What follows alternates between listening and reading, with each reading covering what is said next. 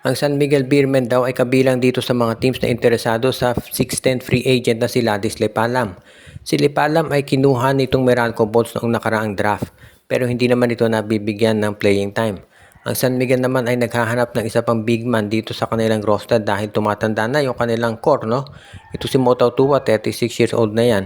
At ito si JM Calma naman ay kagagaling lang sa injury. So mukhang ito si Ladis Lepalam daw ang tinitignan ng San Miguel kung po pwede nilang maisama dito sa kanilang roster. Ngayon, kung ito ay matutuloy, magiging maganda yan para dito sa San Miguel. Lalo na, alam naman natin na itong si Ladis Lepalam, ang kinakailangan lamang niya talaga ay playing time.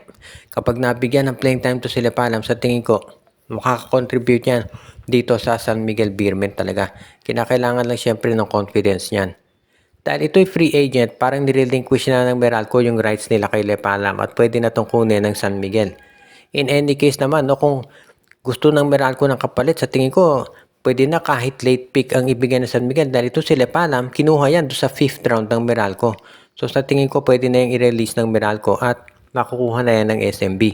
Kahit short contract lang ang ibigay nila, kahit 1 or 2 conferences lang para makita kung ito si Ladis Lepalam ba ay magkakaroon ng tulong na o magandang fit para dito sa San Miguel Beermen. Kapag nag-fit itong si Ladis Lepalam, pwedeng-pwede na yan talaga dito sa San Miguel. Kaya nga ngayon, mukhang itong San Miguel Beer, yan daw pinag-iisipan kung kanilang gagawin. At kung ikaw naman, itong San Miguel, sa tingin ko magiging maganda itong oportunidad para maipakita na ikaw ay ready na dito sa maganitong klaseng sitwasyon. At alam naman natin na itong San Miguel talaga ay hindi naman pahuhuli yan pagdating dito sa ganyang klaseng mga trades. Lalo na at alam natin na itong si Ladis Lepalam free agent, madali niyang ma-acquire nitong San Miguel Beermen sa lalo't madaling panahon.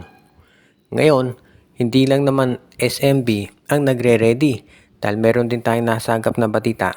TNT Tropa daw ay tinitignan mabuti kung pwede nilang ma-acquire naman itong si Aaron Black mula sa sister team nilang Meralco.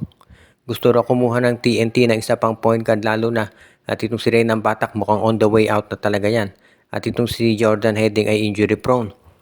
So mukhang itong si Aaron Black daw ang gustong ma-acquire na bagong point guard nitong Meralco Bolts. Itong nitong TNT Tropa. Ito namang Meralco, open naman daw na i-trade si Aaron Black lalo na at marami na silang point guard sa kanilang lineup. So mukhang okay na para dito sa Meralco Bolts na i-trade to si Aaron Black dito sa TNT.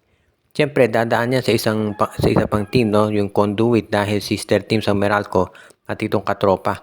Kaya itong si Aaron Black, malamang magkaroon yan ng, let's say, baka dumaan muna sa ibang team. For example, yung Blackwater Bossing ang gagamitin nila para naman matuloy ang nabanggit na trade.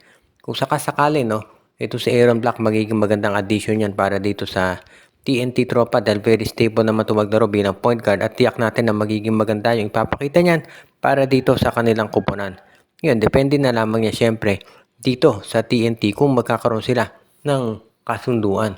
Pero sa tingin ko mukhang papayag naman itong TNT Tropa na kung ang palitan na tao ay rin ng Batak for Aaron Black. Baka samahan pa ng Meralco ng second round draft pick itong si Aaron Black para mapapayag itong TNT Tropa. In any case, sa tingin ko mukhang maganda na kalalabasan talaga nito para dito sa Magnolia o rather dito sa TNT.